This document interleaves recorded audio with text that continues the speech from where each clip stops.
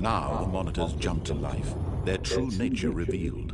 Each bore the number of an employee in the building, Stanley's co-workers. The lives of so many individuals reduced to images on a screen, and Stanley, one of them, eternally monitored in this place where freedom meant nothing.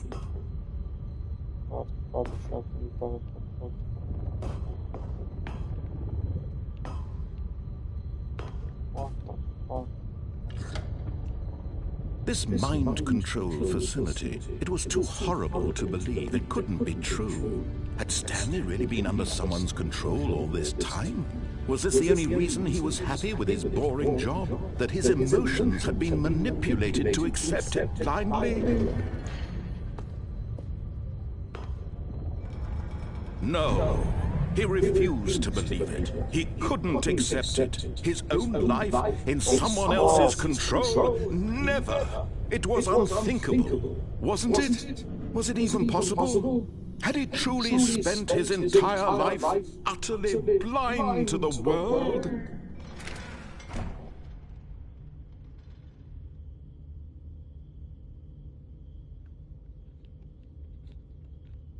But here was the proof, the heart of the operation. Controls labeled with emotions, happy or sad or content. Walking, eating, working, all of it monitored and commanded from this very place. And as the cold reality of his past began to sink in, Stanley decided that this machinery would never again exert its terrible power over another human life. For he would dismantle the controls once and for all.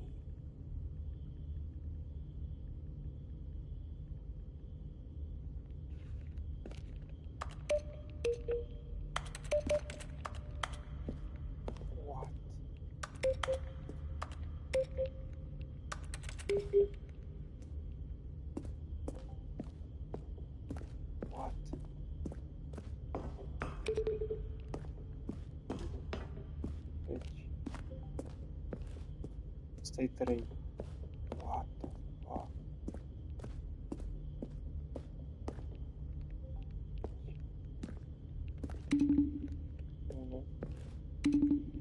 Doei.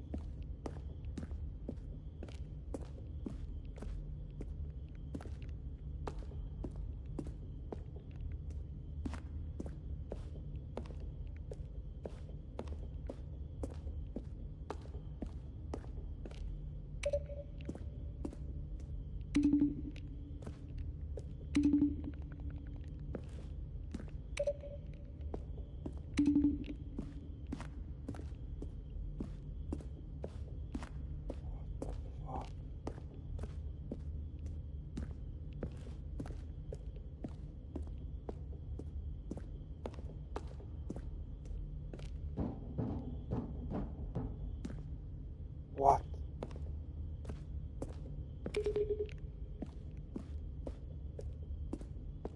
What? Ego. Celălalt.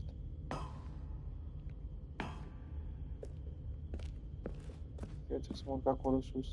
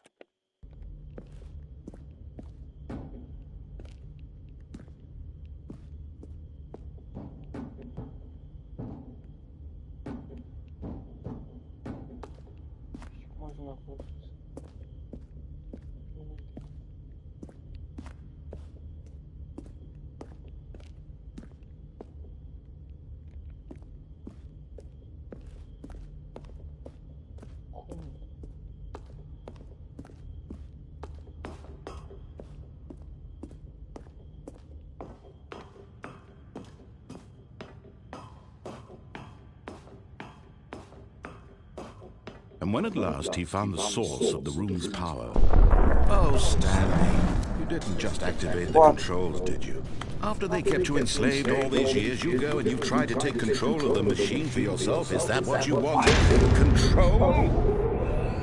Oh, Stanley, I applaud your effort, I really do. But you need to understand, there's only so much that machine can do.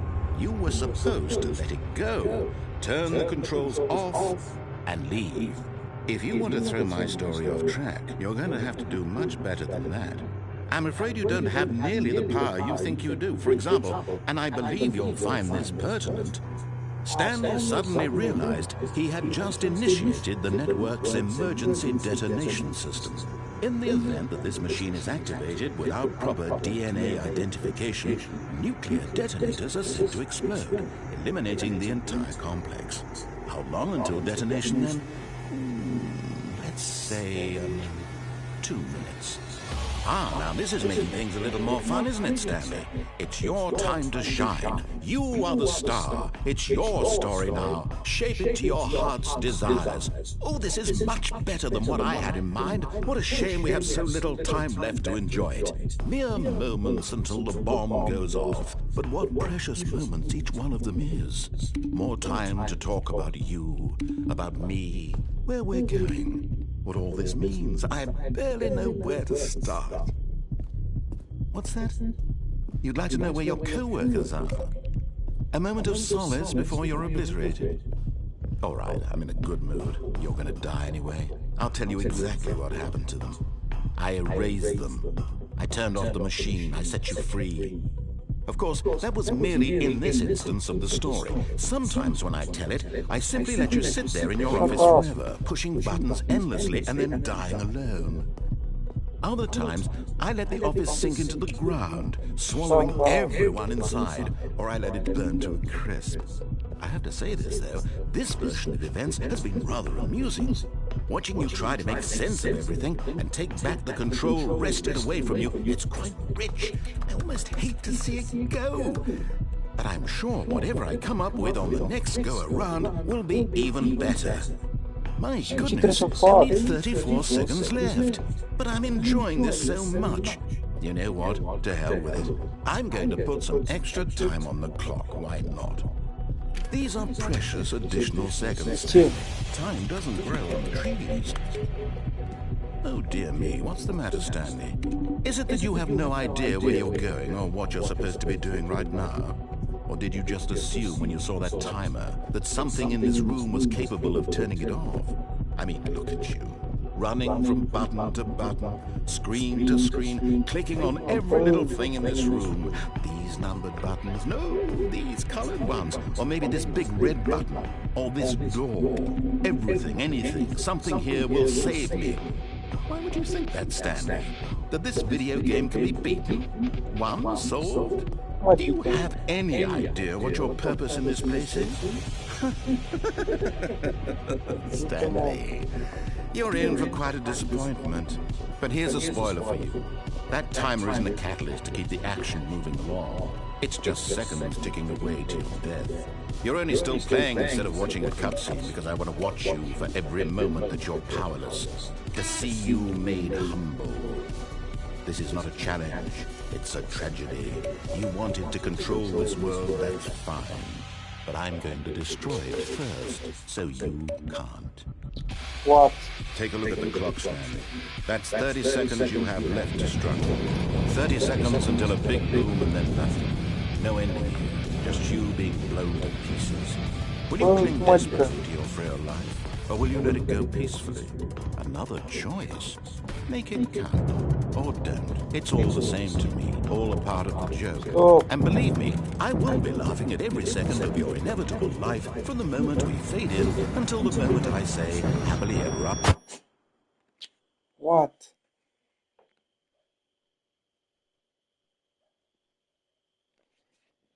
Whom?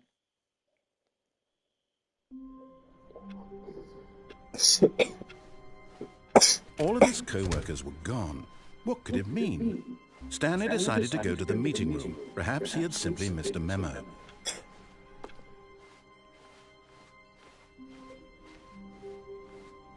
When Stanley came to a set of 2 open doors, he entered the door on his left.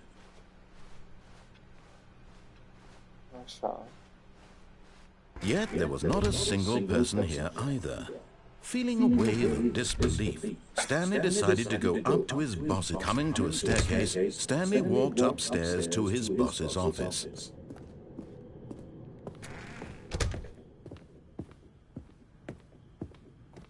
Stepping into his manager's office, Stanley was once again stunned to discover not an indication of any human life. What could it mean? Stanley wondered aloud to nobody. He began wildly tearing through papers on the boss's desk, pulling books off the shelf, looking behind paintings, desperate for clues to his situation. But his attention was caught by a keypad behind the boss's desk. What could its purpose be? In fact, this keypad guarded the terrible secret that lay buried below his feet. And so the boss had assigned it an extra secret PIN number, 2845. But of course, Stanley could get incredibly by simply pushing random buttons on the keypad. Stanley happened to input the correct code by sheer luck. Amazing. He stepped into the newly opened passageway.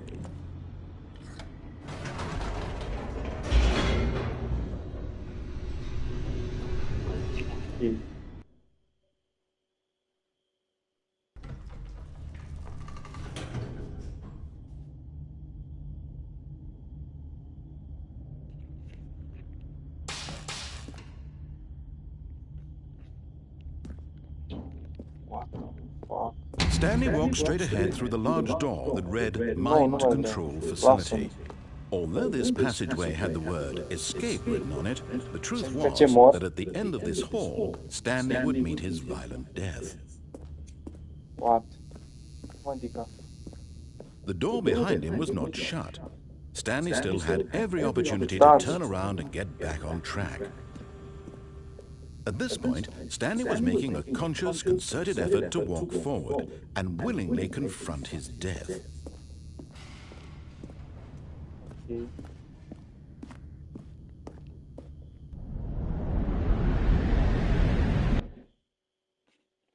Ok, deci acolo nu e. Ok. Ok. Și asta se întâmplă atât. As the machine whirred into motion and Stanley was inched closer and closer to his demise, he reflected that his life had been of no consequence whatsoever. Stanley can't see the bigger picture. He doesn't know the real story, trapped forever in his narrow vision of what this world is. Perhaps his death was of no great loss, like plucking the eyeballs from a blind man. And so he resigned and willingly accepted this violent end to his brief and shallow life. Farewell, Stanley.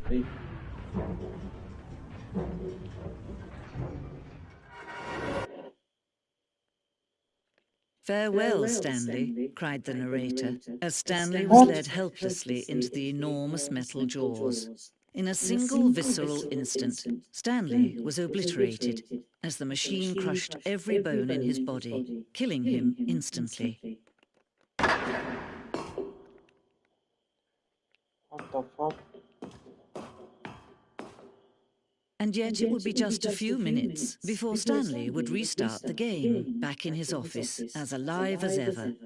What exactly did the narrator think he was going to accomplish? What?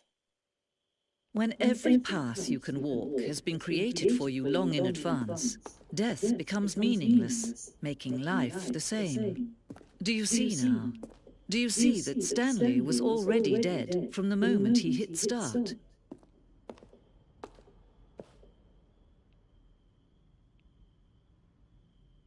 The blueprint shows office from the beginning of the game. The back of Stanley's office there to the ones for the first battle of the game that was built. Sections have been mounted to development, though the current layout remains almost identical to the first page.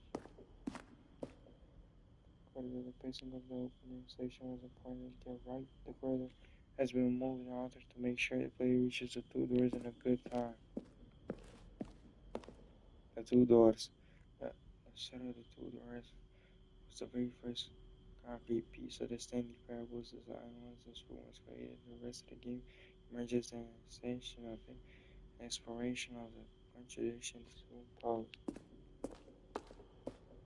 slang cabinets, office computers, butter sounds.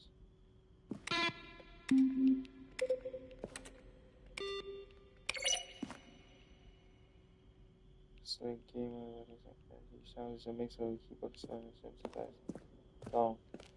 431 to 46 for maintenance room presenting version of meeting. Okay, the office. Water zone.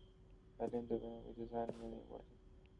Funny aliens, stashing human, drama shop, with which work is the narrator. Real life shot, you understand.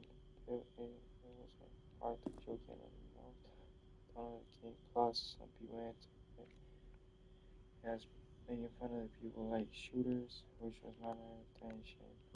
Okay. Ultra drugs, announcements. These are screenshots out of email. Okay.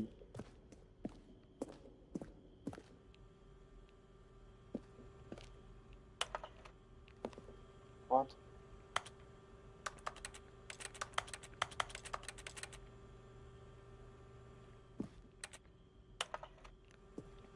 De ce se schimbă? Du-te dracu.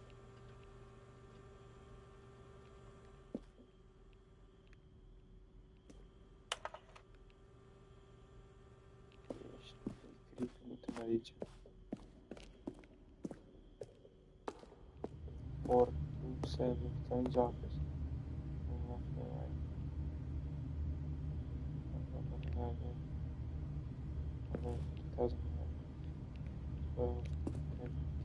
Okay.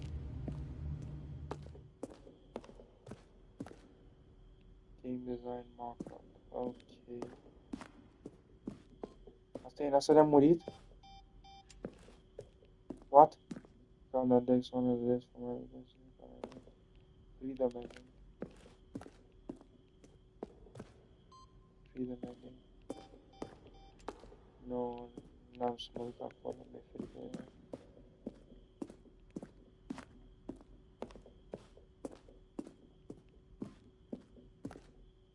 Sending model. Sending levers. Escape menu. Exit. Oh, look at these two. How they wish to destroy one another. How they wish to control one another. How they both wish to be free. Can you see? Can you see how much they need one another? No, perhaps not. Sometimes these things cannot be seen. But listen to me. You can still save these two. You can stop the program before they both fail. Turn off your PlayStation. There's no other way to beat this game. Cum? De unde știi că am PlayStation? Forward, you'll be walking someone else's path. Stop now and it'll be your only true choice. De unde știi că am PlayStation? Don't let time choose for you. Don't let time... Ok. What the fuck?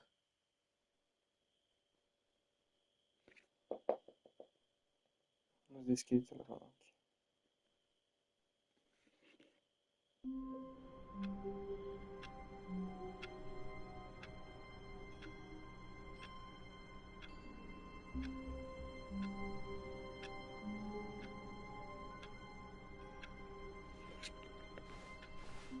All of his co-workers were gone. What could it mean? Ok, Stanley decided to go to the meeting room. Perhaps he had simply missed a memo. Ok.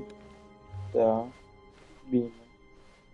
When Stanley came to a set of two open doors, he entered the door on his left.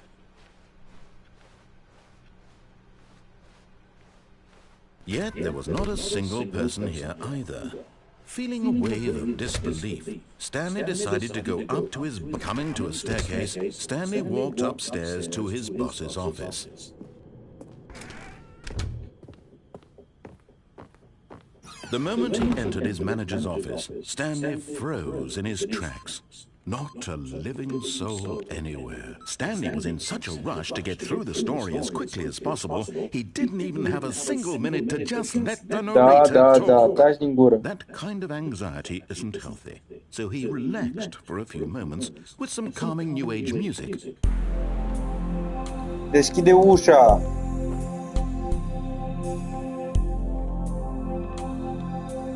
Ce nu deschizi ușa, dracu?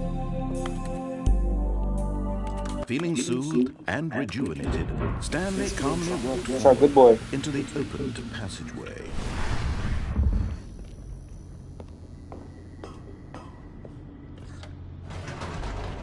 Așa. Da, ok.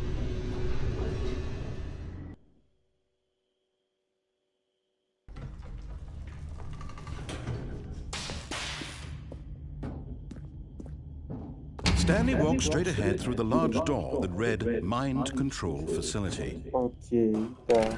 Asta am mai făcut.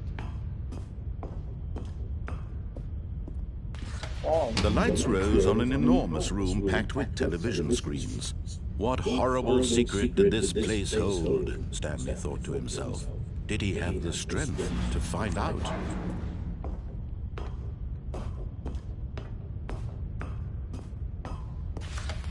Now the monitors jumped to life, their true nature revealed.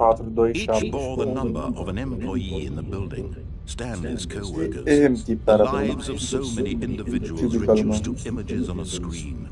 And Stanley, one of them, eternally monitored in this place where freedom meant nothing. Așa, ok.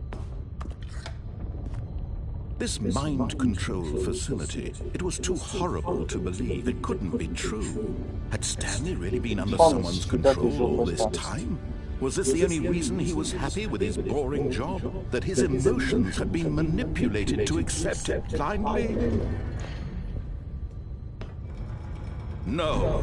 He refused to believe it. He couldn't accept it. His own life in someone else's control? Never. It was unthinkable, wasn't it? Was it even possible? Had he truly spent his entire life utterly blind to the world? But here was the proof. The heart of the operation.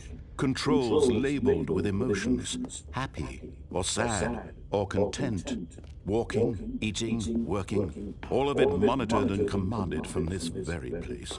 And as the cold reality of his past began to sink in, Stanley decided that this machinery would never again exert its terrible power. Ok. Ce-am făcut? Asta e un ending. Ce se întâmplă? And a rising chill of uncertainty. Was it over? Nu s-a terminat, nu cred. Yes. He had won. He had defeated the machine. Unshackled himself from someone else's command. Freedom was mere moments away. And yet, even as the immense door slowly opened, Stanley reflected on how many puzzles still lay unsolved. Where had his co-workers gone? How had he been freed from the machine's grasp? What other mysteries did this strange building hold? But as sunlight streamed into the chamber, he realized none of this mattered to him, for it was not knowledge or even power that he had been seeking, but happiness. Perhaps his goal had not been to understand, but to let go. No longer would anyone tell him where to go, what to do, or how to feel. Whatever life he lives, it will be his. And that was all he needed to know. It was perhaps the only thing worth knowing. Stanley stepped through the open door. Stanley felt the cool breeze upon his skin. What the fuck? The feeling of liberation. The immense possibility of the new path before him. This was exactly the way, right now, that things were meant to happen. And Stanley was happy. Mamă, flash, am dat acum. Uite dracu. Delete the game. Nu, n-am terminat încă jocul. Ok. How long was I sitting there? Stanley wondered to himself. Minutes? Days? Centuries? Did something crucial happen while my senses were turned? He made a note to be more careful with time from now on. When Stanley came to a set of 2 open doors, this was not the correct way to the meeting room, and Stanley knew it perfectly well. Perhaps he wanted to stop by the employee lounge first, just to admire it. Wow. Yes, this room. But eager to get back to business, Stanley took the first open door on his left. Nu am să fac asta.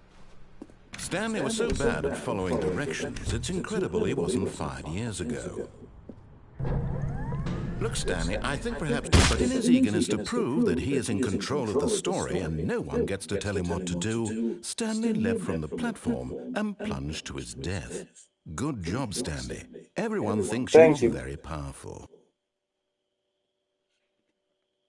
Ok, deci ăla nu e niciun fel de nimic. I can't wait to tell this story to my co-workers, Stanley thought. How amusing they'll find it. Oh, won't we all just laugh and laugh at the time I thought everyone had gone missing. When Stanley came to a set of 2 open doors, this was not the correct way to the meeting room, and Stanley knew it perfectly well. Perhaps he wanted to stop by the employee lounge first, just to admire it. The lounge was sublime, a work of art. But eager to get back to business, Stanley took the first open door on his left. Nu, nu am să fac asta, iar. Stanley was so bad at following directions, it's incredible he wasn't fired years ago. Look, Stanley, I think perhaps we've gotten off on the wrong foot here. I'm not your enemy, really, I'm not. I realize that investing your trust in someone else can be difficult, but the fact is that the story has been about nothing but you all this time. There's someone you've been neglecting, Stanley. Someone you've forgotten about. Please, stop trying to make every decision by yourself. Now, I'm not asking for me. This is it, Stanley. Your chance to redeem yourself. To put your work aside. To let her back into your life. She's been waiting. That's her, Stanley. Nu, e fake. Ești fake. Oh, Stanley, is that you? Poți să mă miști. Hold on, 427, de ce e just 427? pulling the bread out of the oven. Ești fake. All right. Okay, there we go. All right, now, I want you to come in and tell me all about your day. Da, exact. Ești pula. Oh, come on. Did you actually think you had a loving wife? Da. Who'd want to commit their life to you? Da. I'm trying to make a point here, Stanley. Sus I'm pula. trying to get you to see something. Come inside. Let me show you what's really going on here. This is a very sad story about the death of a man named Stanley. Am murit de 3 ori. Stanley is quite a boring fellow. He has a job that demands nothing of him, and every button that he pushes is a reminder of the inconsequential nature of his existence.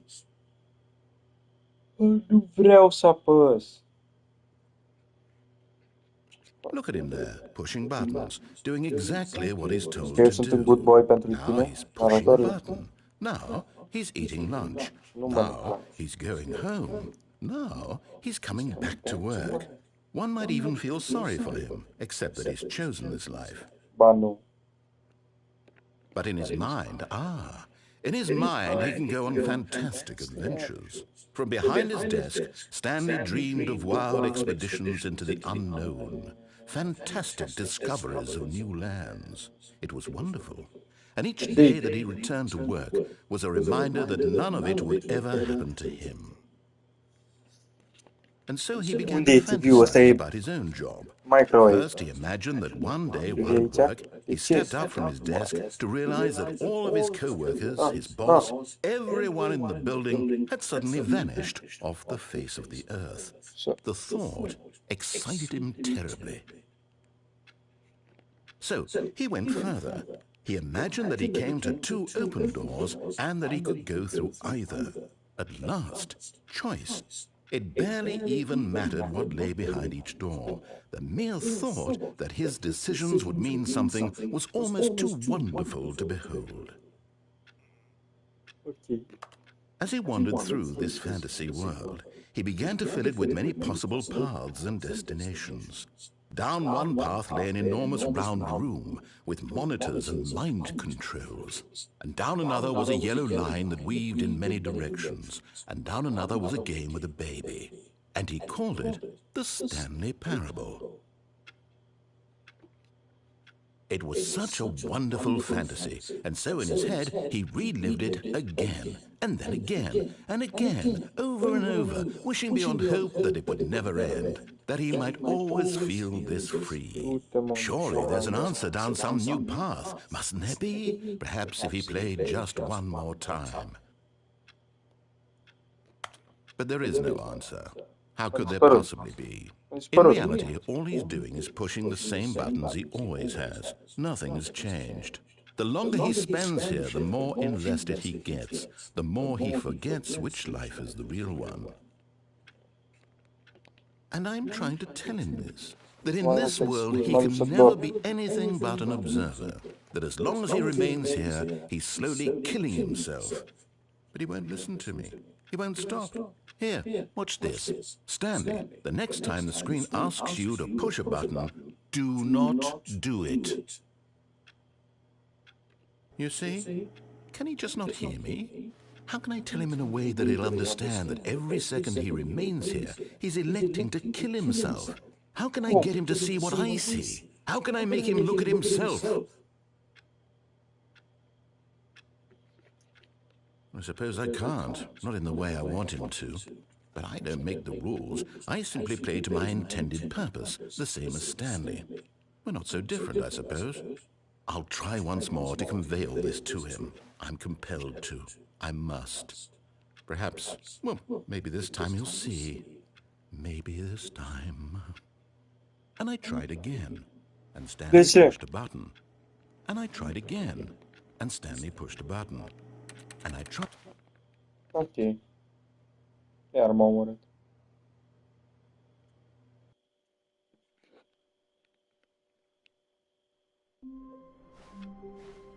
All of his co-workers were gone. What could it mean? Stanley decided to go to the meeting room. Perhaps he had simply missed a memo.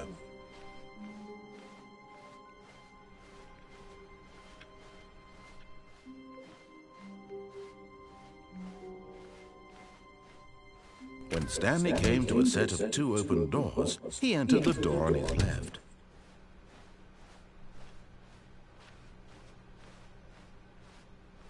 Yet there was not a single person here either.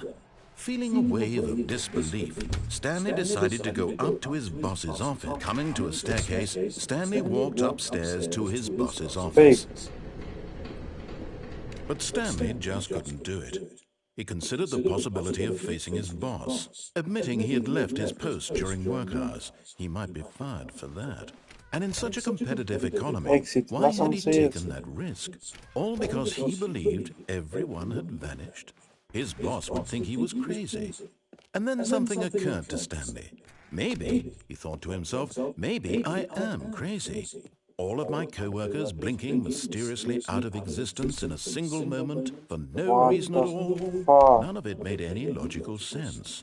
And as Stanley pondered this, he began to make other strange observations. For example, why couldn't he see his feet when he looked down? Why did doors close automatically behind him wherever he went? And for that matter, these rooms were starting to look pretty familiar. Were they simply repeating?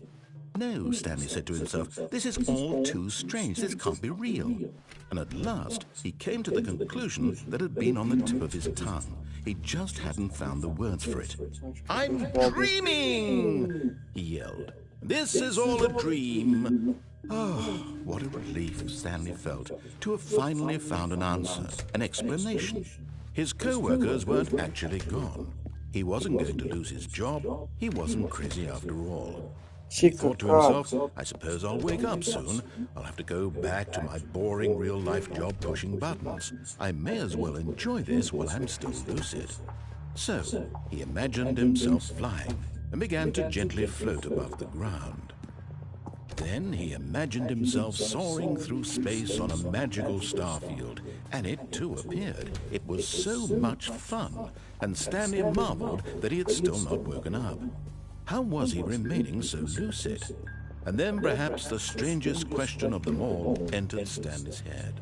One he was amazed he hadn't asked himself sooner. Why is there a voice in my head dictating everything that I'm doing and thinking? Now the voice was describing itself being considered by Stanley, who found it particularly strange. I'm dreaming about a voice describing me, thinking about how it's describing my thoughts, he thought. And while he thought it all very odd and wondered if this voice spoke to all people in their dreams, the truth was that, of course, this was not a dream. How could it be? Was Stanley simply deceiving himself, believing that if he's asleep, he doesn't have to take responsibility for himself? Stanley is as awake right now as he's ever been in his life. Now, hearing the voice speak these words was quite a shock to Stanley. After all, he knew for certain, beyond a doubt, that this was in fact a dream. Did the voice not see him float and make the magical stars just a moment ago? How else would the voice explain all that? This voice was a part of himself too. Surely, if he could just... He would prove it. He would prove that he was in control, that this was a dream. So he closed his eyes gently, and he invited himself to wake up. He felt the cool weight of the blanket on his skin, the press of the mattress on his back, the fresh air of a world outside this one. Let me wake up, he thought to himself. I'm through with this dream. I wish it to be over. Let me go back to my job. Let me continue pushing the buttons. Please, it's all I want. I want my apartment, and my wife, and my job. All I want is my life exactly the way it's always been. My life is normal. I am normal. Everything will be fine. I am okay.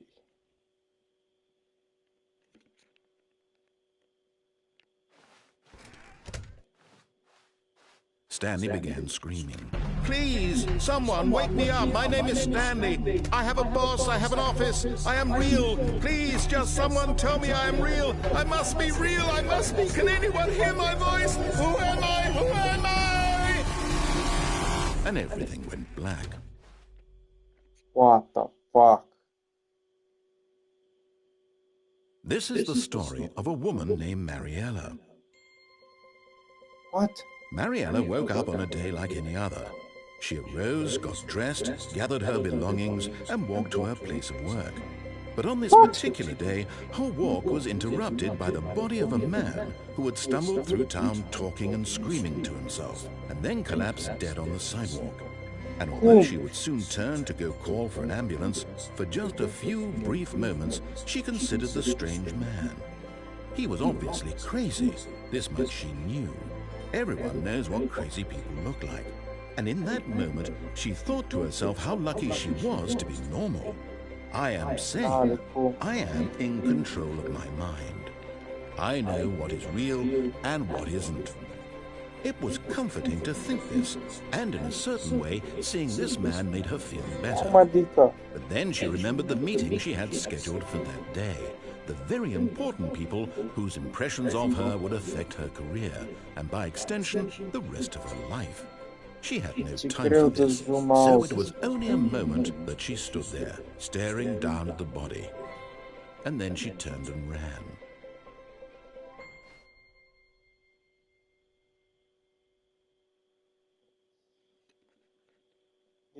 Atât? All of his co-workers were gone. What could it mean? Stanley decided to go to the meeting room. Perhaps he had simply missed a memo. Oh, new content? What does that mean, new content?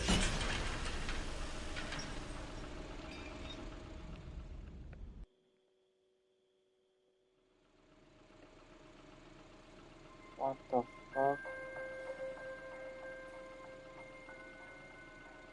Hello, and thank you you for playing the Stanley Parable Ultra Deluxe.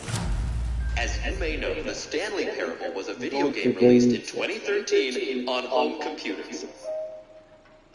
After receiving critical and commercial success, it was expanded upon in 2022 with the Stanley Parable Ultra Deluxe, a reimagining of the game for consoles and home computers.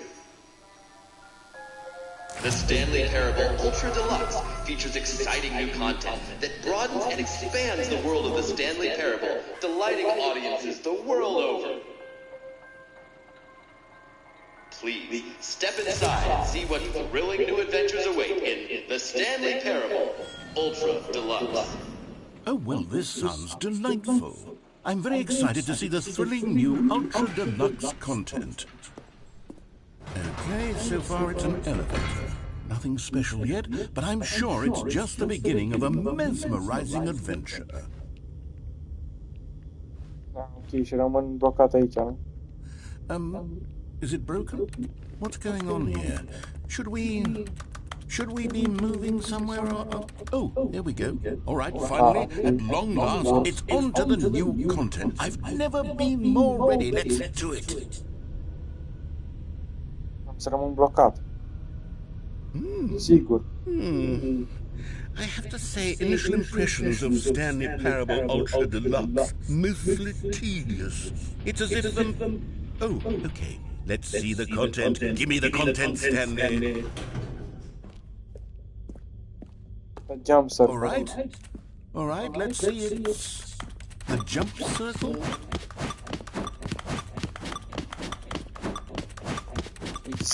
What? Și mi-a zis că nu pot să sar.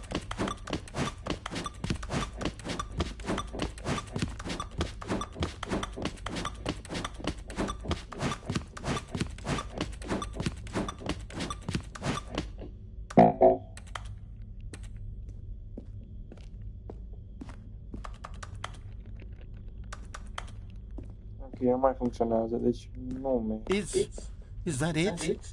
Surely that's not all the new content. There has to be something else, right? Goodness. Another elevator. Stanley, I have to say, initial impressions of this game are not positive. It's just elevators and jumping. Is this what passes for exciting new content? If this is new content, then I could just read you the whole dictionary. There's 20 hours of new content right there. Hell, I could count to 30 trillion. You could put that on the box. The Stanley Parable Ultra Deluxe, now with over 1,000 hours of new content. And oh, wait, there's more. Very good. Yes. I knew there had to be something else. Let's see it. I'm ready for whatever it is. That's it? Oh, you've got to be kidding me. You see, Stanley? This is what happens when greedy video game developers with no respect for their fan base rush a cheap expansion to market for no reason other than to make an easy dollar. And don't get me started on the level of craftsmanship that's gone into it. In fact, I'm looking right now at the game's trophies, and it's hard to believe one of them actually says, "Test trophy, please ignore." What quality assurance department signed off on this? I'm infuriated and I'm offended, and I intend to find these people on Twitter and hold them personally accountable. It's my fault, Stanley. I built up too much anticipation around the new content, I'm afraid. It could never have lived up to such expectations. If you're still with me, why don't we just reset the game, and we'll try to get back to what the Stanley Parable is really about. No frills, no gimmicks, just you and me having a great time together like always. What do you say, friend? Oh, God. What?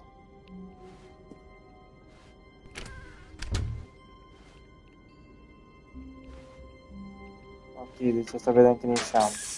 Stanley, come over here. In the vent. I want to show you something. What the fuck? Okay, you remember how cheap and unsatisfying the new Ultra Deluxe content turned out to be? Well, it got me thinking about the past and how much better the Stanley Parable used to be. So I made something special and tucked it away here where the game's developers won't find it. Just our little secret. Take a look. I call it the memory zone. It's where I've been storing all my favorite memories so I can relive the peak experiences of my life whenever I want. Experiences like the launch of the Stanley Parable on PC. You see, Stanley, doesn't the memory zone remind you of how wonderful Stanley Parable was before it was sullied with a cheap PlayStation port? Remember back in October of 2013, when the game originally launched?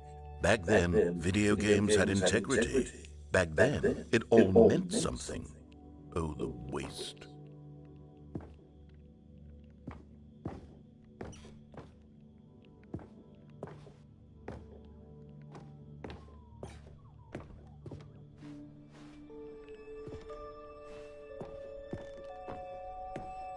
Nominee. Los Angeles and stuff choice.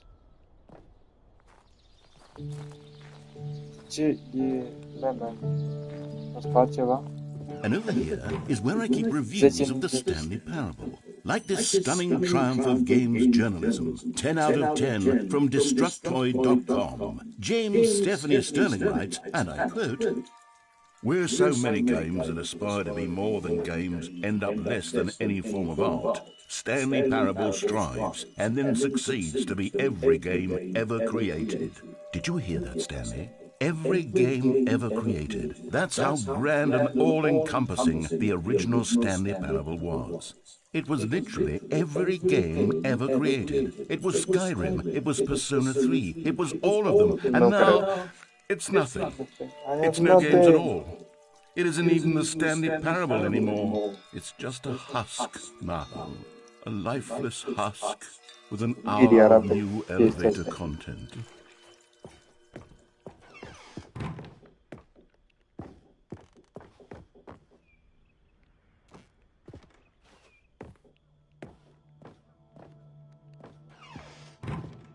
Here's another moving passage, this time from GameSpot.com. The Stanley Parable is both a richly stimulating commentary on the nature of choice in games and one that offers some of the most enjoyable, surprising and rewarding choices I've ever been confronted with in a game. 9 out of 10. Don't you get it, Stanley? The game was perfect. It didn't need anything else. It didn't need new content. All they had to do was transport it in pristine condition along to the PlayStation. Boom, done. And they couldn't even do that. Couldn't resist the urge to go meddling with a beloved franchise.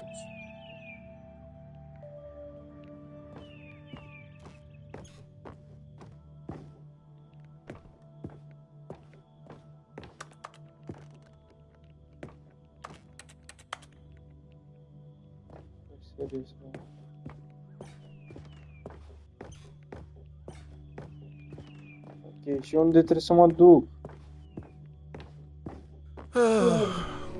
These were simpler times, Stanley. But I wouldn't give to go back, to have it all over again. Wait, hang on. I don't recall this part of the memory zone before. What's this? What's down here? Oh, no. Oh, God, no, Stanley. It's a collection of reviews from Pressurized Gas, the extremely popular online storefront for computer games. I haven't looked at these in years. I can't even imagine what's been collecting down here. Surely these reviews were glowing as well, weren't they? Honestly, I could not be bothered to play this game to full completion. The narrator is obnoxious and unfunny, with his humor and dialogue proving to be more irritating than entertaining. Unfunny! I'm not trying to be funny. I'm trying to make a serious work of art. I suppose I could write up a handful of gags to insert into the Stanley Parable, but the game is already such a densely layered web of profound philosophical insights that I can't even imagine where I'd have the room to stick them. Okay, let's see what this one says. While the idea for the game is good, for someone who prefers non-linear games, this preachiness gets annoying fast. Preachy? Stanley? I'm not preachy, am I?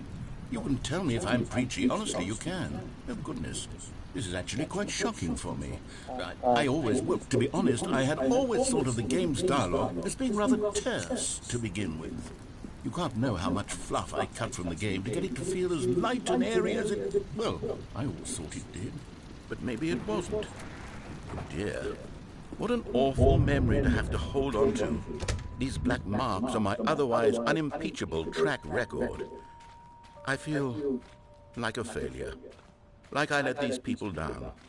Perhaps the Stanley parable isn't quite as sterling as I... What's this one got to say? You constantly have to stop doing anything so the narrator can catch up with his long-winded explanations of what's happening. I wish there was a skip button. A skip button? Да. Well, yes. Yes, I think we can do that. If I'm truly too preachy, then maybe letting you skip ahead for just a moment, surely it couldn't hurt.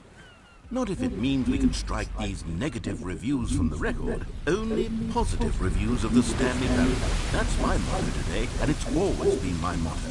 I'd do anything for the customer, Stanley. Yes, a skip button we shall have. And here it is. Go ahead and give it a shot. I'll pop you forward in time so that the second my incessant droning starts to bore you with just the push of a...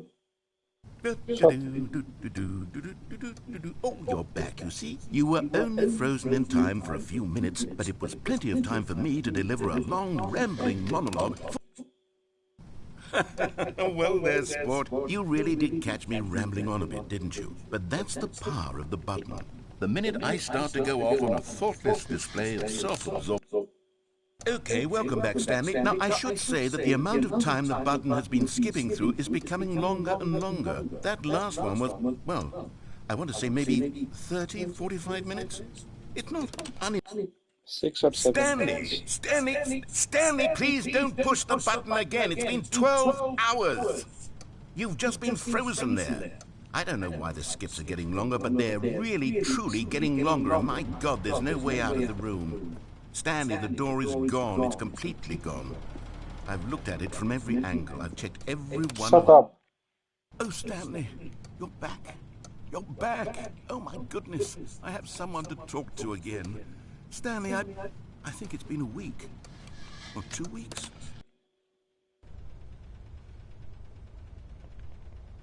Oh, hello. It's you. You're here again. Welcome. I have had time to think about you and about us and about... A murit?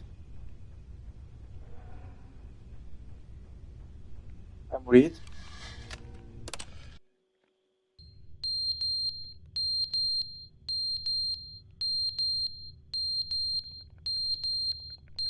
Тут драку. But they didn't understand the game was never meant to be funny. It was meant to have a point. It was meant to speak to the human condition. But where are the jokes? Where are the jokes? They bemoaned, they screamed, they nagged.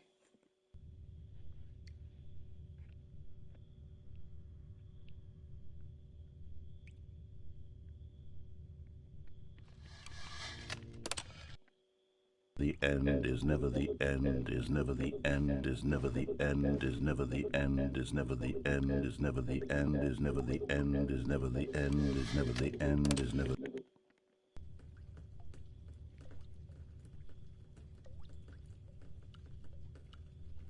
Nu am să mă uit.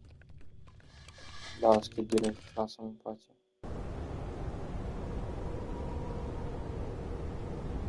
Nu, chiar am să dau skip de data asta, e ok.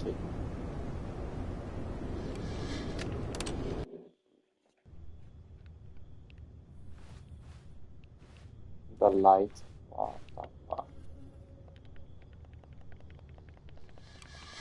Skip.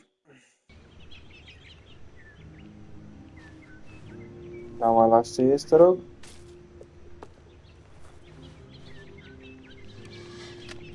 Skip.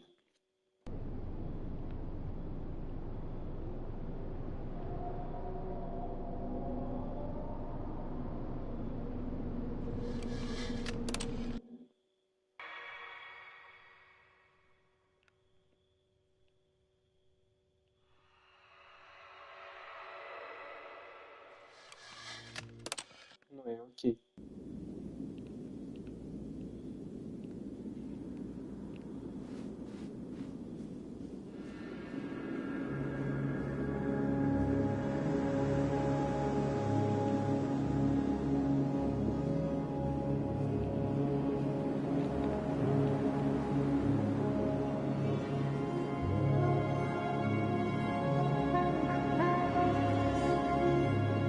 ce cu jocul ăsta? Doamne, ce cu jocul ăsta?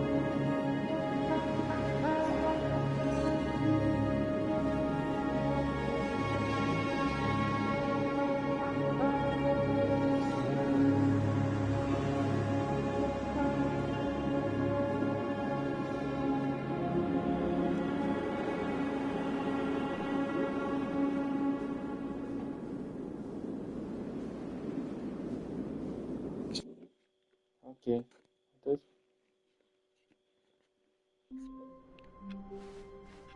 All of his co-workers were gone. What did it mean? Stanley decided to go to the meeting room. Perhaps he had simply missed a memo.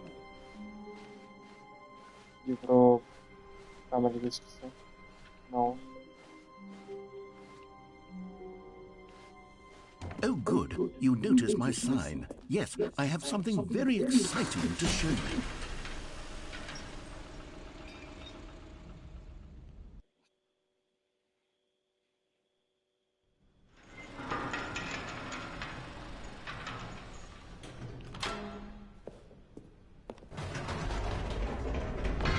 You see, Stanley, I've been reflecting on the Stanley parable and about how roundly disappointing this ultra-deluxe version has turned out to be. The original Stanley parable was a landmark, and any new content for it should live up to that legacy. So forget this ultra-deluxe nonsense. I say we take it one step even further. What? Which is why I'm very proud to announce for the first time ever, the Stanley Parable 2.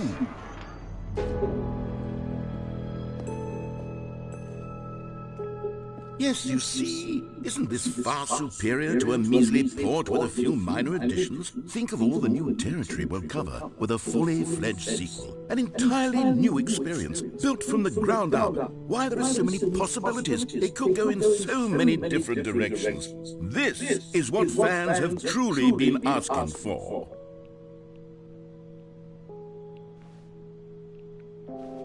Calling it the Stanley Parable 2 is just so much catchier than Ultra Deluxe, don't you think? Ultra Deluxe? What does it even mean?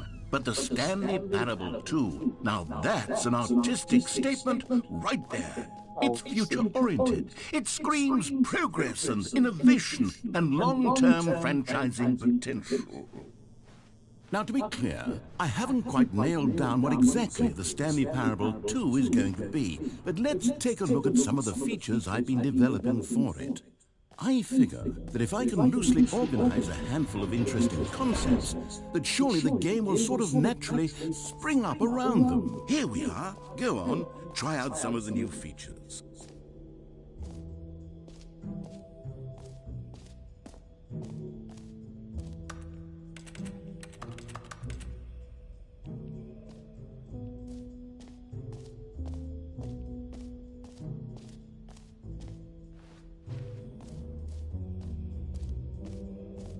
For the Stanley Parable 2, I asked myself, what do players really want?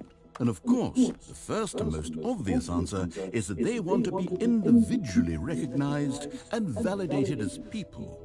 So with that sorry, I should have clarified. Right now, the button only says the name Jim. But of course, in the final game, this button will say your name, whatever name that is. Here, let's have you role-play as Jim to really simulate the full experience of this feature. Just play along. I promise you'll love it. Okay, here we go. Let's take a deep breath, clear your mind, forget whoever you are, and simply become a person named Jim. Jim. Whoa, hold on. I wasn't finished setting up the backstory. If you don't properly roleplay as Jim, then you'll never understand the impact of this button. Otherwise, it's just a stupid button that says somebody else's name. Okay, we're doing it again, and this time let me finish first. Now, allow yourself to become Jim. Imagine yourself driving to work as Jim, playing frisbee on the weekends as Jim, staying up all night for a popcorn and horror movie sleepover as Jim, developing a crippling substance addiction as Jim, rediscovering yourself through fringe religious groups as Jim, and finally dying as... All right, fine, whatever. It's just a meaningless button that says Jim. Are you happy now? Get out of here. I'm done with this button. Why don't you go humiliate me in front of a different feature that I worked very hard on?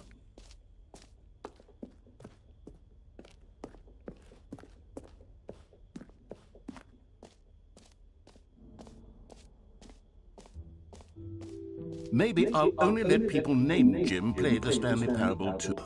An epilogue would be fun, wouldn't it, Stanley? Yes, it will go at the end of the, well, we'll figure that out later.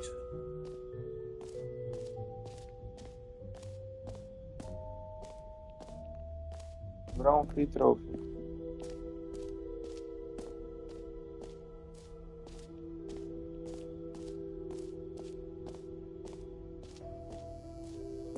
Now, here's something special. You remember that broken test trophy that got left in the game on accident?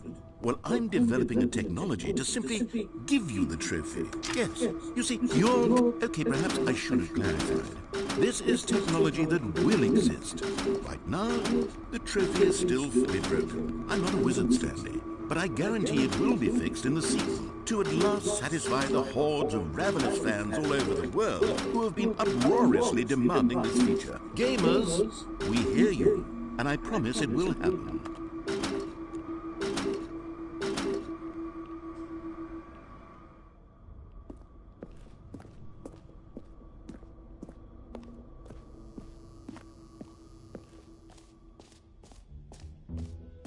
What else? What other exhibits haven't we seen yet?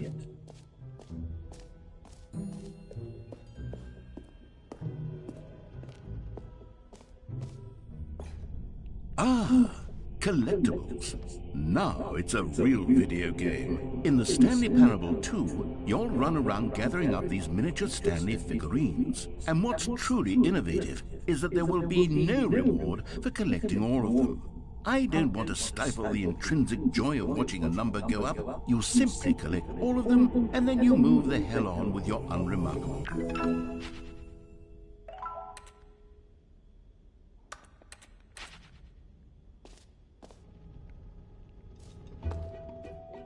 God, it really is the worst when you collect everything in a video game, and then they give you a big fancy reward for it. Absolutely tragic. You know what? Let's bring the jump circle back for Stanley Parable 2 as well. Oh, wait. You already spent all your jumps the first time we saw the jump circle? Oh, well. I suppose it can just be a nice decorative piece, then. What?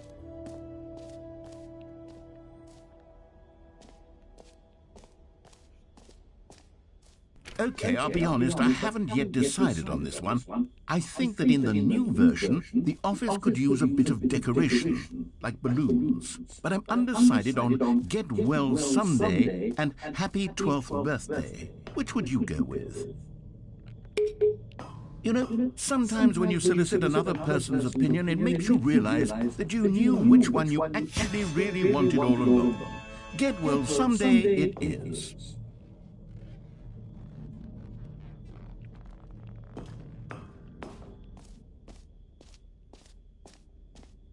Or actually, maybe I should have gone with... No, I've made my decision, we're moving on.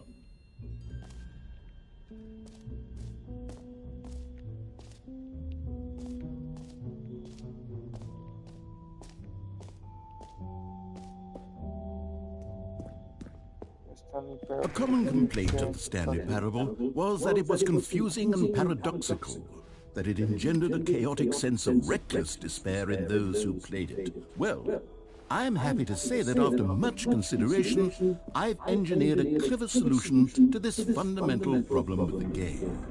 It's the Stanley Parable Reassurance Bucket. You see, Stanley, anytime you're holding the bucket, a sense of calm and ease will fill your mind and your heart. It's true. As long as you hold on to the bucket, the many disorienting contradictions of the Stanley Parable will feel perfectly normal and perhaps even comforting.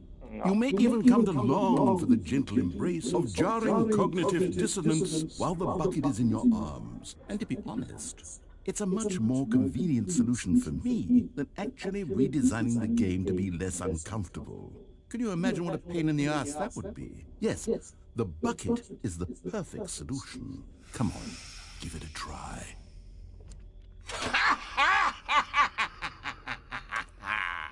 Can you feel it? The glow of comfort, even in the face of crushing despair, must already be sweeping through your body. And in fact, can I say that I do believe the bucket lends you an air of charisma as well? I think that just holding it has made you the slightest bit more attractive as a person. The benefits of the bucket seem to go on and on, don't they? All this and more await you in the Stanley Parable 2.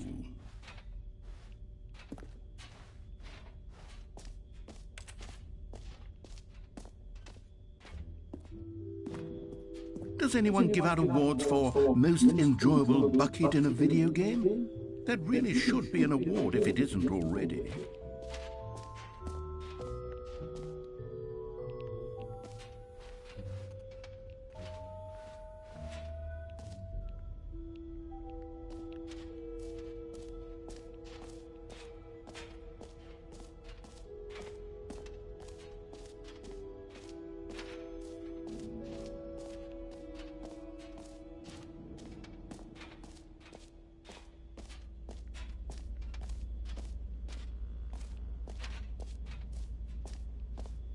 Stanley, here's an idea that I'm truly fond of. It's never been done before in a video game.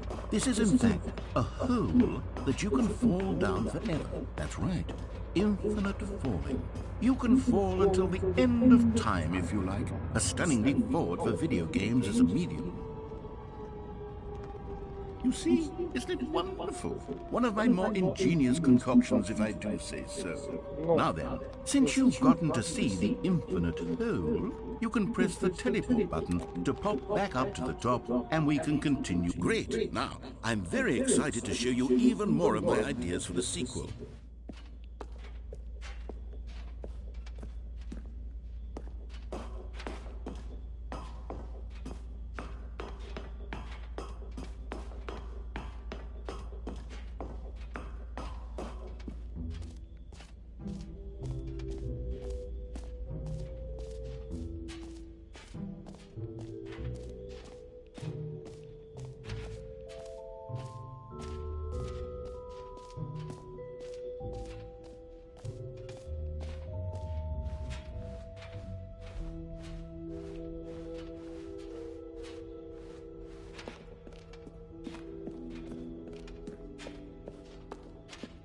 All right, have you seen everything you wanted to? Ready to move on now?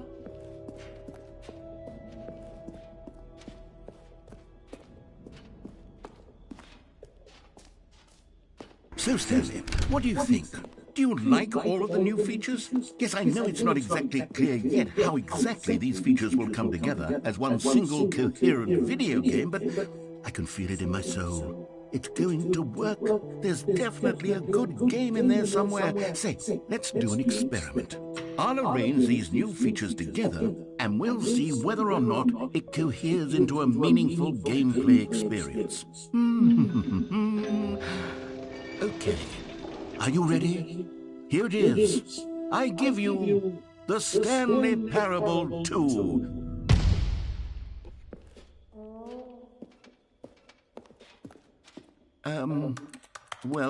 I mean, there's potential here, right? It's sort of... Okay, never mind. Hold on, let me do a different arrangement. Okay, yes, this is much better. I feel good about this. Here we go, version 2. Who am I kidding, Stanley? This isn't a coherent video game at all. It's a lot of gags. And I do very much enjoy creating gags, but they don't add up to anything. I wanted more than anything to create a sequel that would capture all the magic of the first game. I wanted fans to love it. No matter how good these gags are, they won't stand on their own. They would need the structure and the gameplay of the original. Wait, maybe that's it. I can take the original Stanley Parable and simply, well, insert a few of my new features into it. Tastefully, of course. With respect. With care for the vision and integrity of the original game. Would it possibly work? I suppose it could. But it would need a really tremendous title screen. A title screen that says with bold and uncompromising conviction, "This is the Stanley Parable 2. Let me see if I can whip something up. All right, perfect. Go ahead. Take a look. What? What the fuck?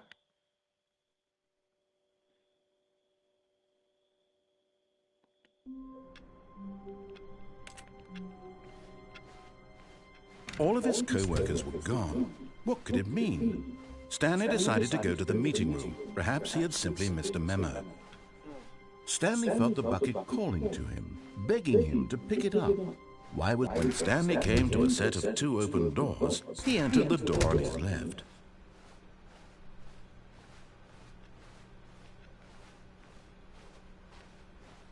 Yet there was not a single person here either. Feeling a wave of disbelief, Stanley decided to go up to his boss. Coming to a staircase, Stanley walked upstairs to his boss's office.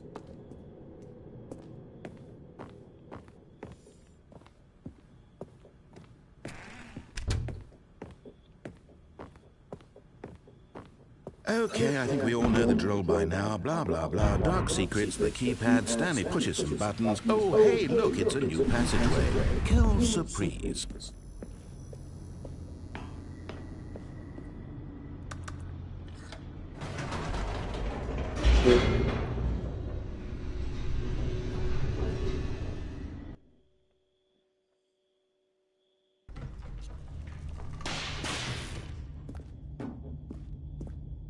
Stanley walked straight ahead through the large door that read Mind Control Facility.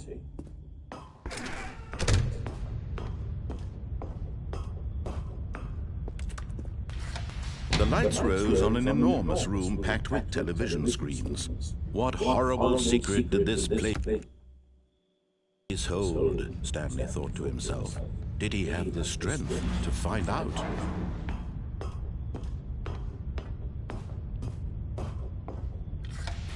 Now the monitors jumped to life, their true nature revealed. Each bore the number of an employee in the building, Stanley's co-workers. The lives of so many individuals reduced to images on a screen, and Stanley, one of them, eternally monitored in this place where freedom meant nothing.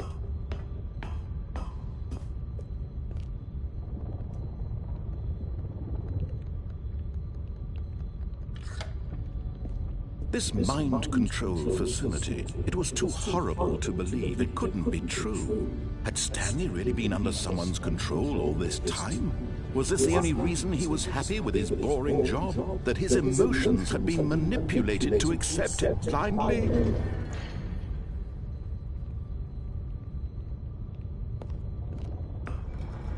No. He refused to believe it. He couldn't accept it. His own life in someone else's control? Never! It was unthinkable. Wasn't it? Was it even possible? Had he truly spent his entire life utterly blind to the world?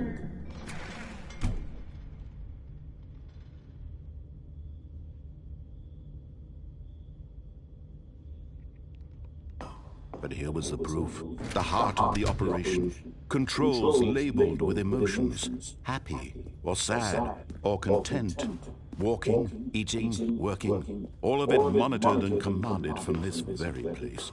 And as the cold reality of his past began to sink in, Stanley decided that this machinery would never again exert its terrible power over another human life. For he would dismantle the controls once and for all.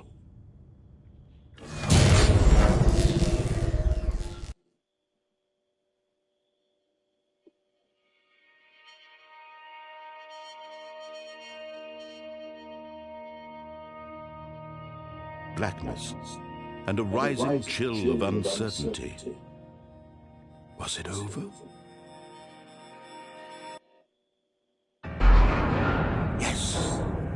He had won. He had defeated the machine, unshackled himself from someone else's command. Freedom was mere moments away. And yet, even as the immense door slowly opened, Stanley reflected on how many puzzles still lay unsolved. Where had his co-workers gone? How had he been freed from the machine's grasp? What other mysteries did this strange building hold? But as sunlight streamed into the chamber, he realized none of this mattered to him, for it was not knowledge or even power that he had been seeking, but happiness. Perhaps his goal had not been to understand, but to let go. No longer would anyone tell him where to go, what to do, or how to feel. Whatever life he lives, it will be his. And that was all he needed to know. It was perhaps the only thing worth knowing. Stanley stepped through the open door. Stanley felt the cool breeze upon his skin, the feeling of liberation, the immense possibility of the new path before him. This was exactly the way, right now, that things were meant to happen. And Stanley was happy.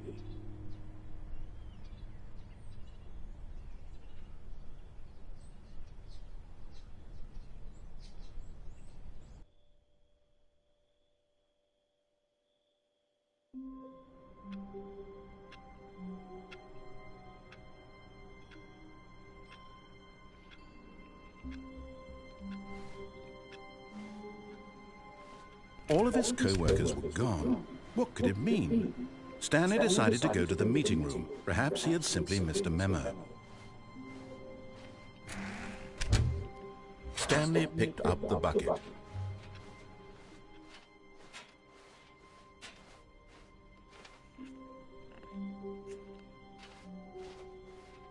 Stanley clutched the bucket tightly to his chest. This was not the correct way to the meeting room. But Stanley had felt the bucket calling to him, telling him that the employee lounge was simply the place to be. And here it was. Had the bucket turned out to be correct? Was this better than the meeting room? Yes, Stanley thought to himself. Yes, perhaps it truly was. No, never mind. The bucket was wrong. Stanley took the door on his left to go back to the meeting room.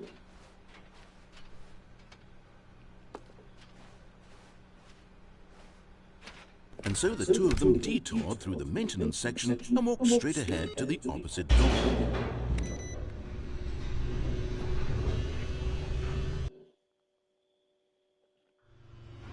Oh, good Stanley, I'm glad you found your way here. I knew you'd find this place eventually.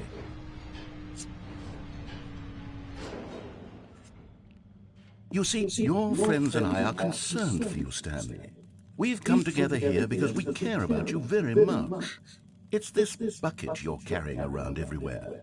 The bucket isn't even from the original Stanley Parable. It's just sequel content. We're the ones that matter, Stanley. Classic characters from the first game, like the Adventure Line and the Broom Closet. Because that's what fans want from a sequel. They want more of their favorite jokes, not this bucket that they've never seen before. Yes, I know I'm the one who gave you the bucket, but you're spending too much time with it. Don't you want another story involving the Adventure Line? We could make the Adventure Line go somewhere new. Yes, yes, that's what the fans want. Let's do it.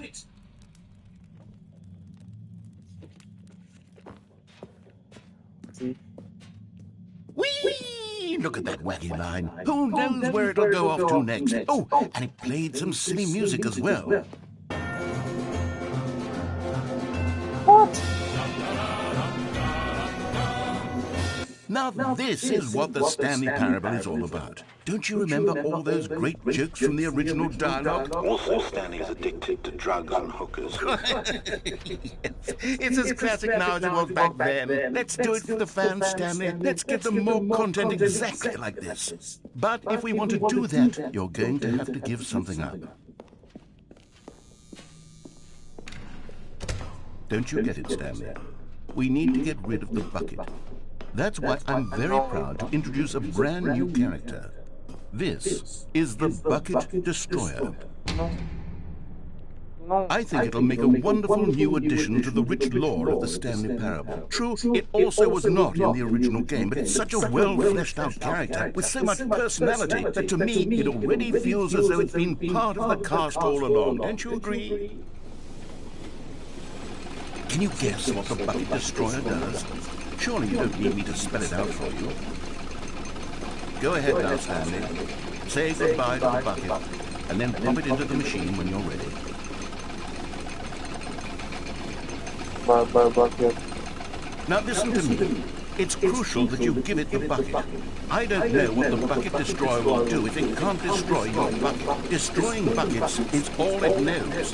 That is its singular personality trait. Sure, I can hear you saying, how does a character with only one personality trait deserve to join the pantheon of beloved Stanley Parable characters? Well, you see, if you were to really explore the Bucket Destroyer, you would see that its desire to crush buckets is so densely loaded with complexity and nuance that it's really like 10 personality traits. What other object in this game can you even say that about? The broom closet? Certainly not. I wonder what sort of Bucket Destroyer merchandise the fans will be clamoring for after this. Okay, the Bucket Destroyer is getting very upset now. You'll have to hurry and feed it. We can't get back to the classic Stanley Parable characters like the Adventure Line or the Bucket Destroyer until you crush that damn bucket. Quickly now, the fans are waiting. Do it, the fans, Stanley. Give the fans what they want. Hurry and... Doamne ferească Dumnezeu cu jocul ăsta.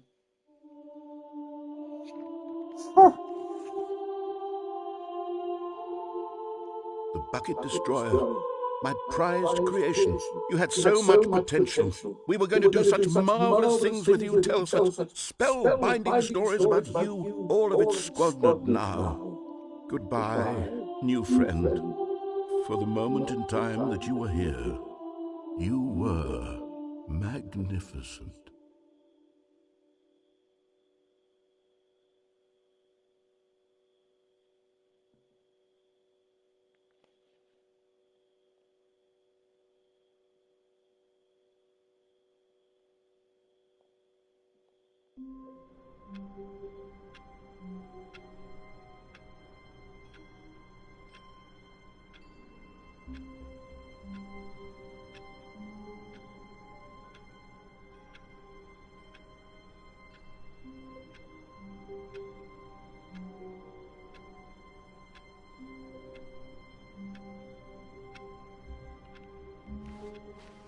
The meeting room. Yes, that's where everyone would be. Stanley just needed to get to the meeting room, and from then on, he would never be alone ever again.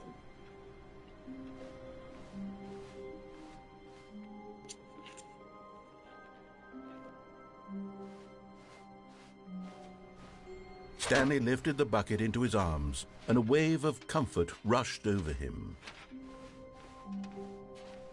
Stanley clutched the bucket tightly to his chest. This was not the correct way to the meeting room, but Stanley had felt the bucket calling to him, telling him that the employee lounge was simply the place to be. And here it was. Had the bucket turned out to be correct? Well, no, never mind. The bucket was wrong. Stanley took the door on his left to go back, and so the two of them detoured through the maintenance section and walked straight ahead to the opposite door. Still no one was here. Stanley needed the bucket's warmth and comfort now more than ever. Perhaps his boss's office was where he'd... Coming to a staircase, Stanley and the bucket walked upstairs to the boss's office.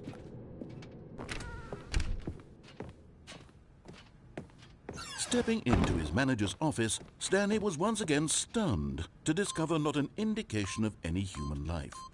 But Stanley guessed the correct code by sheer luck. Was it that the bucket knew all along? Was the bucket guiding him? Yes, this is certainly the most logical explanation.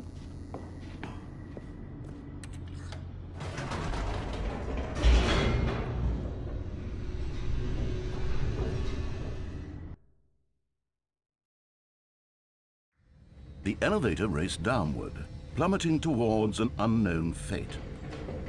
It would be all Stanley could do to keep himself together, if not for the bucket.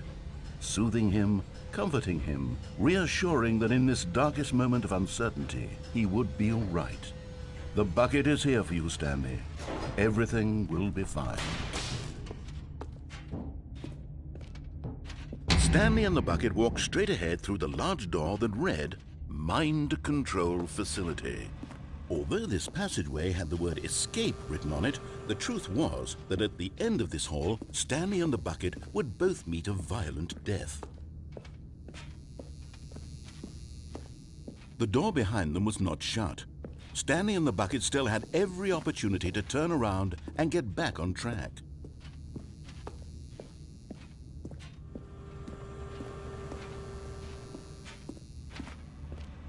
But of course, Stanley and the bucket thought better of it and realized they simply had too much to live for.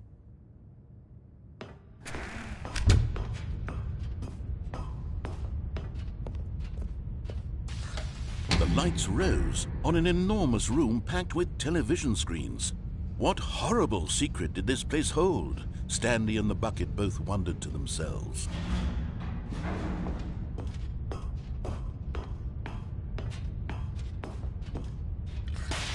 The monitors jumped to life, and Stanley nearly dropped the bucket in shock.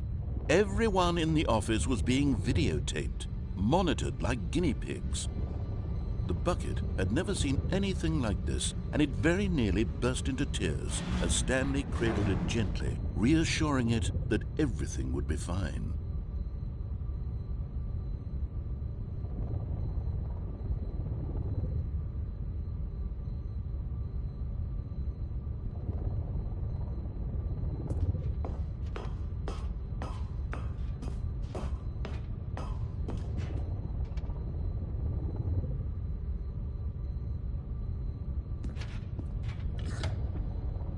Was the bucket under the mind control facility's influence as well? Had the bucket been told to do things it didn't wish to do? What kinds of things does a bucket want to do or not want to do in the first place? These questions raced furiously in Stanley's feeble mind. No! He screamed into the bucket. He couldn't accept it. His own life in someone else's control, never! He squeezed the bucket tighter, his one friend in the entire world. At this point, he could trust no one except for the bucket.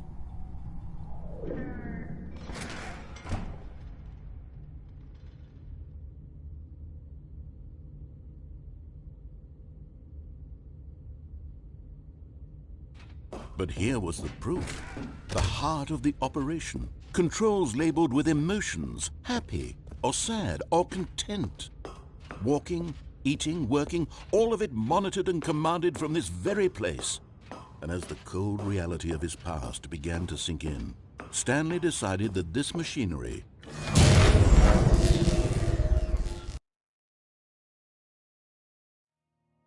Stanley and the bucket waited in blackness.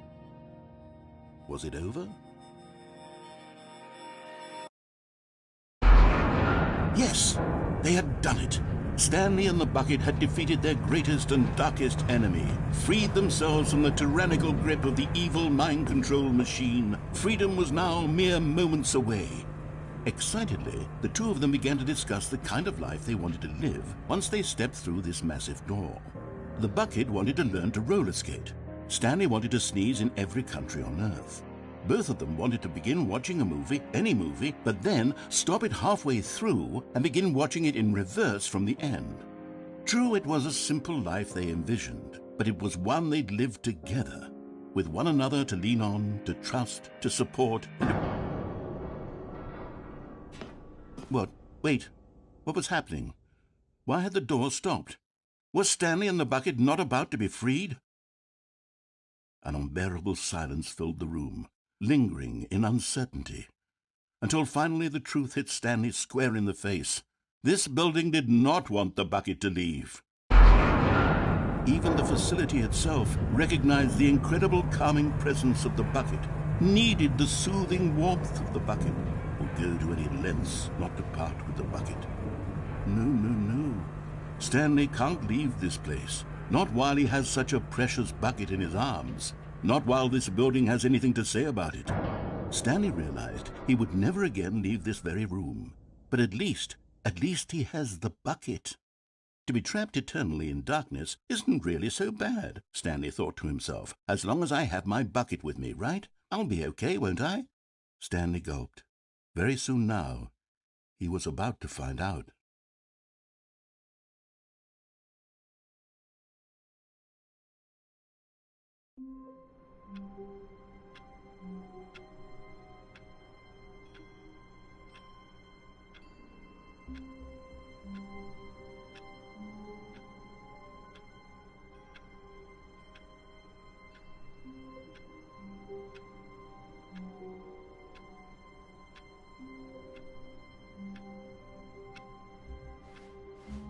All of his co-workers were gone.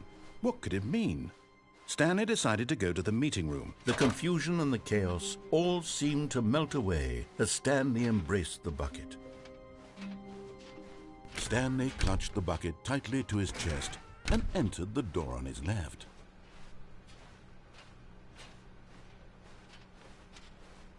Still no one was here. Stanley needed the bucket's warmth and comfort now more than ever. Perhaps his boss's office was where he'd find answers. Coming to a staircase, Stanley and the bucket walked upstairs to the boss's office.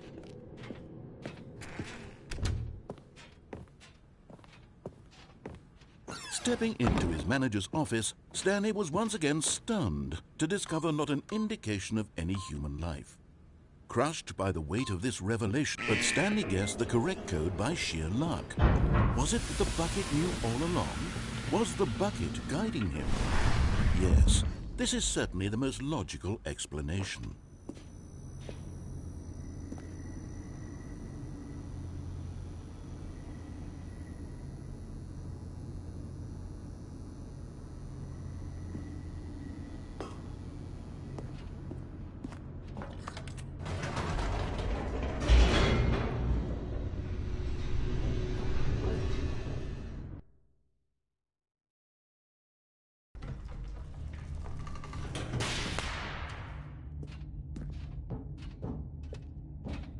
Stanley and the bucket walked straight ahead through the large door that read, Mind Control Facility.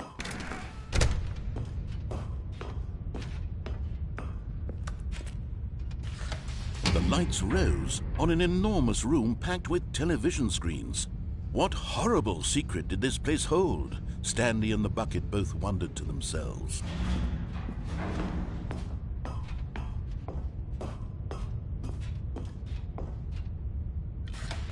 The monitors jumped to life, and Stanley nearly dropped the bucket in shock. Everyone in the office was being videotaped, monitored like guinea pigs. The bucket had never seen anything like this, and it very nearly burst into tears as Stanley cradled it gently, reassuring it that everything would be fine. Was the bucket under the mind control facility's influence as well? Had the bucket been told to do things it didn't wish to do? What kinds of things does a bucket want to do or not want to do in the first place? These questions raced furiously in Stanley's feeble mind. No! He screamed into the bucket. He couldn't accept it. His own life in someone else's control, never! He squeezed the bucket tighter, his one friend in the entire world. At this point, he could trust no one except for the bucket.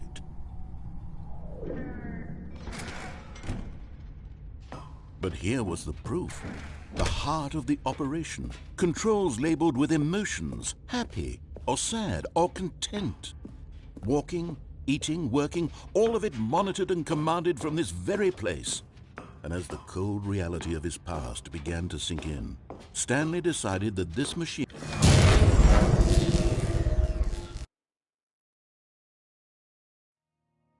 Stanley and the bucket waited in blackness. Was it over? Yes, they had done it. Stanley and the bucket had defeated their greatest and darkest enemy, freed themselves from the tyrannical grip of the evil mind control machine. Freedom was now mere moments away. Excitedly, the two of them began to discuss the kind of life they wanted to live once they stepped through this massive door. The bucket wanted to learn to roller skate. Stanley wanted to sneeze in every country on Earth. Both of them wanted to begin watching a movie, any movie, but then stop it halfway through and begin watching it in reverse from the end. True, it was a simple life they envisioned, but it was one they'd lived together, with one another to lean on, to trust, to support. What? Wait. What was happening? Why had the door stopped? Was Stanley and the bucket not about to be freed? An unbearable silence filled the room, lingering in uncertainty, until finally the truth hit Stanley square in the face. This building did not want the bucket to leave. Even the facility itself recognized the incredible calming presence of the bucket, needed the soothing warmth of the bucket, will go to any lengths not to part with the bucket. No, no, no. Stanley can't leave this place. Not while he has such a precious bucket in his arms. Not while this building has anything to say about it. Stanley realized he would never again leave this very room. But at least he has the bucket. To be trapped eternally in darkness isn't really so bad, Stanley thought to himself. As long as I have my bucket with me, right? I'll be okay, won't I? Stanley gulped. Very soon now, he was about to find out.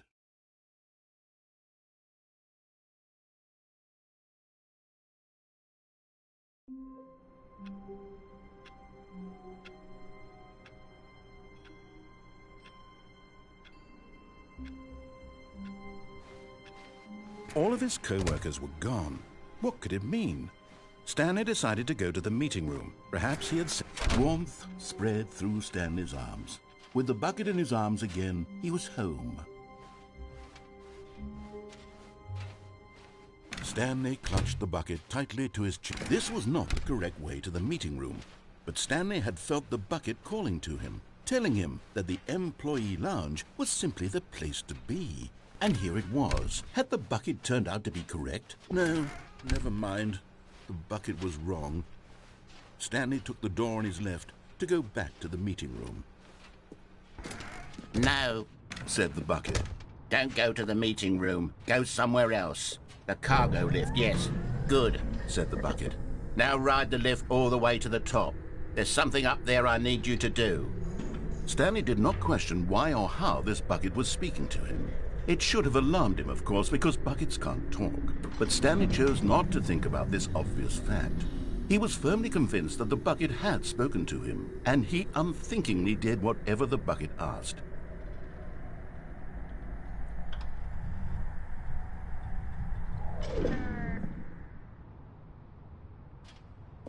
In here, said the bucket. Go into this dark room over here. Stanley once again obeyed blindly.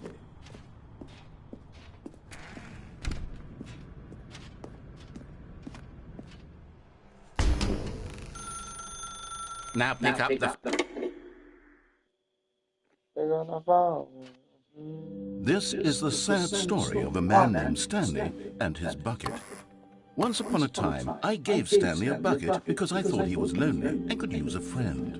And then, very distressingly, he began to believe the bucket could speak to him.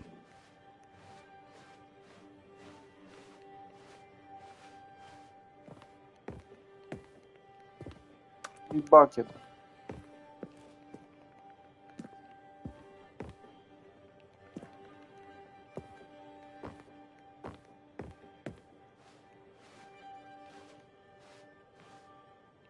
Ok, că aici sunt blocat de tot.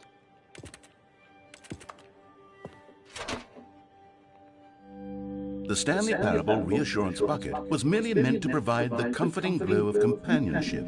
It doesn't literally talk and give you orders. Whatever Stanley is hearing the bucket say to him is just in his head.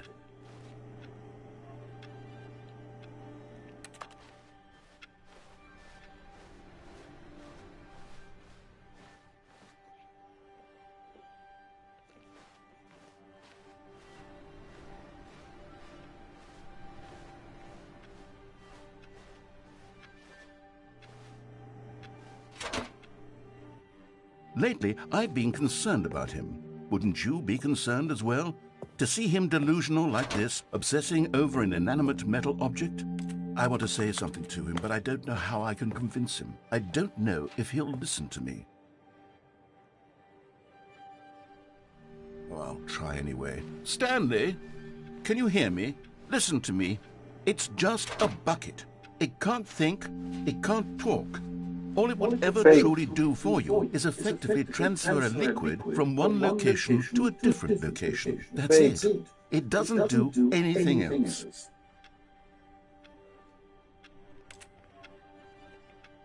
You see, he's not listening. He's still taking orders from the bucket.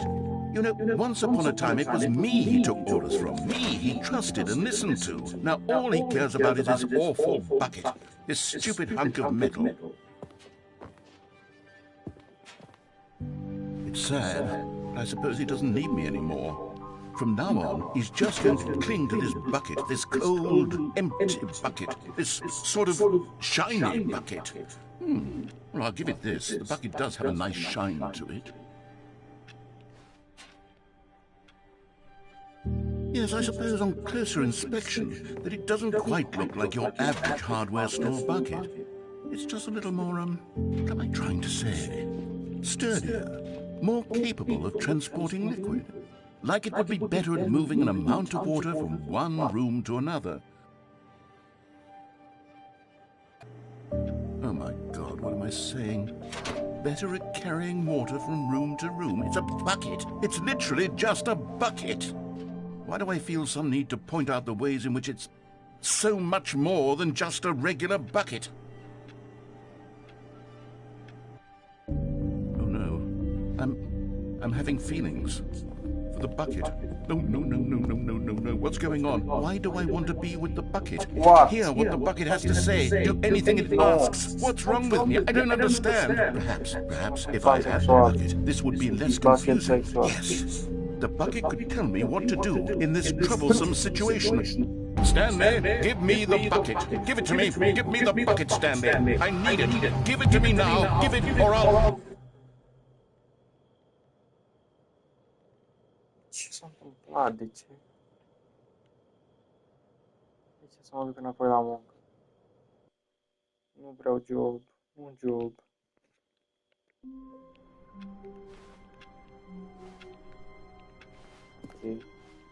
All of his co-workers were gone. What could it mean? Stanley decided to go to the meeting room. Stanley picked up the bucket and smiled. He'd never be alone again, not truly alone, not with the bucket around. Stanley clutched the bucket tightly to his chest and entered the door on his left.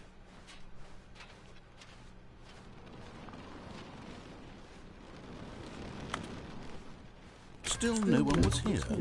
Stanley needed the bucket's warmth and comfort now more than ever. Perhaps his boss's office was coming to a staircase. Stanley and the bucket walked upstairs to the boss's office. You found one of them. One of the miniature Stanley figurines. Remember, no reward for collecting all of these, only the intrinsic pleasure of a job well done. You can't buy that sort of happiness, Stanley. God knows I tried. So, I implore you to savor each and every moment you come across one of these beautiful figurines.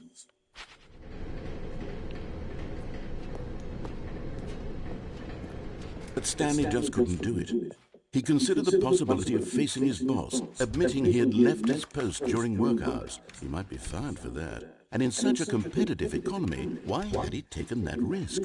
All because he believed everyone had vanished. His boss would think he was crazy. And then, something occurred to Stanley. Maybe, he thought to himself, maybe I am crazy. He looked down at the bucket in his arms. Am I crazy? He asked the bucket. The bucket returned his gaze, but said nothing at all. That's strange, Stanley thought. Usually the bucket is a source of guidance and wisdom for me in difficult times such as these. He held the bucket close, yet felt none of its familiar reassurance and comfort. And that's when Stanley realized, this isn't my bucket. It's just a normal, everyday bucket. Someone else's bucket, perhaps. How did I end up with someone else's bucket? This is all terribly wrong. Surely no good would come from this. Who knows what sorts of bizarre hallucinations Stanley might experience without the psychologically grounding presence of his bucket. And indeed, now he noticed that the rooms were repeating, which was, of course, very odd. And now he felt himself floating off the ground. Oh, gracious, he exclaimed. Without my bucket, I've gone truly mad. Where is it? I must find it. Far off in the distance now, he heard it, calling to him. Stanley! Stanley, it's me! The bucket! Could it truly be? What the He rushed forward from room to room, passing by one bucket after the next. None of them were his. None of them were his special bucket. Come to me, Stanley! Find me! He had to find the bucket. He had to return to his old friend. It was the only way to truly restore his sanity. And then suddenly, he froze dead in his tracks. He knew where the voice of the bucket had been coming from. The real bucket was inside of him all along. It was incredibly painful. Stanley doubled over in agony and blacked out.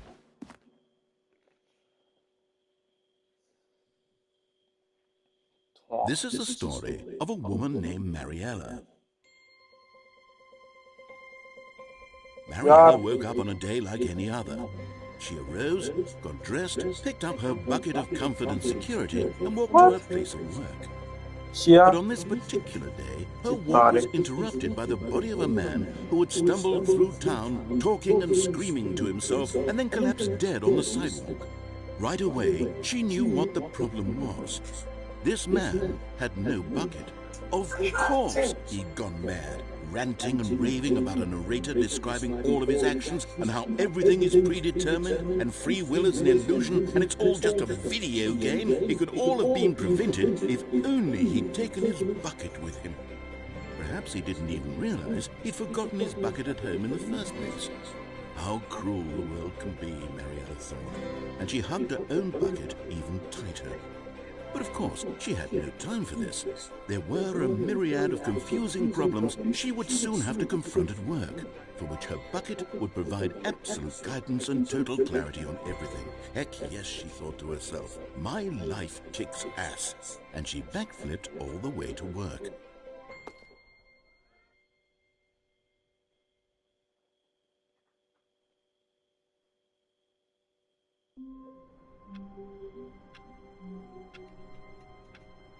Nu mai gata, nu mai vreau. Nu mai vreau. Mă scap în ajuns.